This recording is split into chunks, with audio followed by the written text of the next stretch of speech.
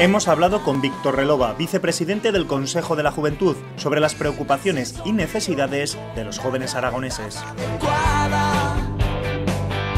Las personas jóvenes tenemos el derecho a poder tener un proyecto de vida propio. Esto no es posible en un país como España, que está en el podio de la vergüenza. Somos el segundo país de toda la Unión Europea en temporalidad y en desempleo juvenil. Eso hace que nuestra generación haya sido la que ha recibido el mayor impacto de la crisis económica. Se ha destruido empleo juvenil porque somos el eslabón débil del mercado laboral. Esto nos ha relegado a ser el colectivo de edad con mayor riesgo de pobreza o exclusión social.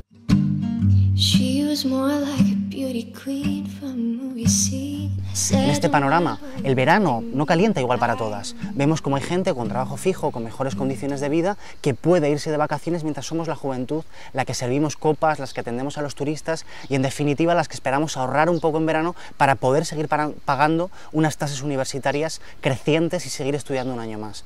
Por eso, el gobierno tendría que estar cumpliendo con sus obligaciones, que pasan, por ejemplo, por subir el salario mínimo en cumplimiento de la Carta Social Europea o garantizar el derecho a la vivienda.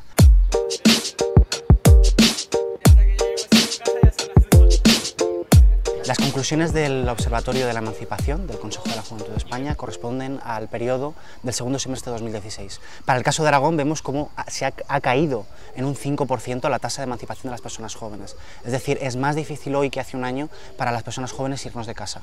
Esto tiene que ver fundamentalmente con que Aragón, aunque tiene menor rotación que otras comunidades autónomas, sigue teniendo un problema de desempleo y de precariedad. Vemos cómo más del 50% de las personas jóvenes que trabajan son temporales, además más del 50% de las personas jóvenes que trabajan están sobrecualificadas para el puesto de trabajo que realizan, con otra característica, y es que las mujeres jóvenes sufren todavía más esta situación, están más sobrecualificadas y además sufren de manera muy acentuada la incidencia de los trabajos a tiempo parcial. Los sindicatos necesitan a la gente joven y la gente joven necesita a los sindicatos. Vemos como la juventud somos el conejillo de indias de todas las nuevas formas de precariedad, de todas las formas de trabajo atípico.